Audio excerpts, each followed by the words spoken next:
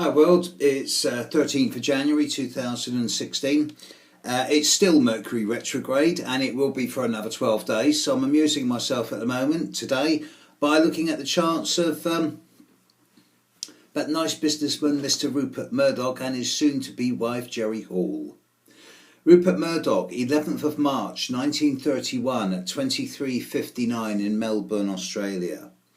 Pisces, Capricorn rising, moon in Sagittarius. Incidentally, his moon is very close to the moon of Donald Trump. I'd be fascinated to see how the two of them get on. The dominating theme in his horoscope is that of having Saturn in Capricorn in the first house, making him a very Saturnine individual. Saturn opposite Pluto. No nonsense there, strong businessman.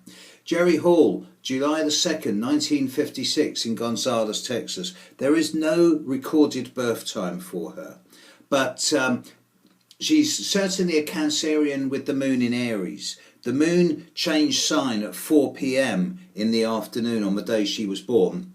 And if she was born after 4 p.m, she would have the moon in Taurus. Looking at her, I'd be very surprised indeed to see if she is having the moon in Taurus. She's much more feisty and fiery, which is indicative of the moon in Aries. So I've experimented a little bit, and I've got a guessed birth time of 3:45 in the afternoon, which would make her Scorpio rising with Saturn on the ascendant in Scorpio, but would also put Jupiter on her midheaven. In the midheaven in late Leo, early Virgo. Probably Leo midheaven, making the birth time about 3:45 p.m. Experiment, see what you think. Rupert Murdoch's not going through any what I would call major challenging transits at this time, with the exception of Uranus squaring his Saturn and his Pluto. That's kind of changing a lot of his ideas around boundaries and structure. And he's got Pluto sextiling his Mercury over the coming couple of years. So he's going to be around for a few years yet. I'm looking at the time when Neptune passes on his Sun in some 4 or 5 years' time. Bearing in mind he's 84 years old now. Jerry Hall, 25 years his younger. She's also not going through what I would call major lifetime transits or changes, but her Mars at 14 degrees of Pisces is on top of Murdoch's Mercury, so there is a strong Pluto sextile to both of these, suggesting that she is in a pretty forceful state at the moment. Her moon is at the end of Aries, his moon is at the end of Sagittarius. There's a dictum in relationships that says that it's not the sun sign that counts in relationships, it's the moon. If the moons are in the same sign, or at least in the same element, fire, earth, air and water, then the relationship straight away is off to a good start. And I'm sure that these two folks do have a great big sense of humour between them. Also, in order for a personal and intimate relationship to happen, Venus and Mars needs to work as well. And I note that his Mars is in Cancer, her Mars is in Pisces, both water signs, so that's compatible.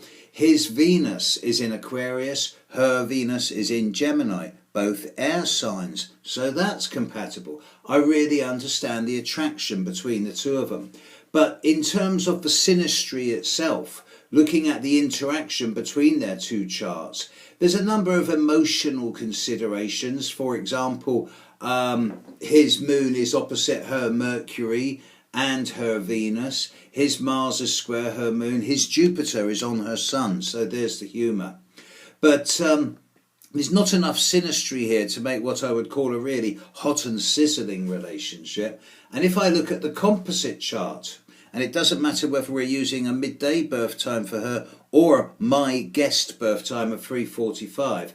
The composite horoscope, which is the chart of the relationship, not the two individuals, but the relationship, it's not that powerful. It's certainly strong at the moment with Saturn on the combined ascendant, if I'm using the 3:45 birth time for her. But I have to say that I understand why these two people have come together, despite the age group difference. I understand the attraction between the two of them at the physical and the intellectual level. And there's certainly a great deal of humour. And there's no conflict. But I don't think there's longevity here. And both the synastry and the composite chart do not point to what I would call that magical factor in relationships which really suggest long-term endurance and perseverance. No problem, I'm sure they'll have a great time, and I kind of wish them both well. But it's not going to be a long relationship. I mean, he is 84. So fair play to them both. This is an object lesson in synastry and composite, both for myself and for others. Good luck to them. I somehow don't think it's going to last that long. Nevertheless, good luck. Catch you later, folks. Bye.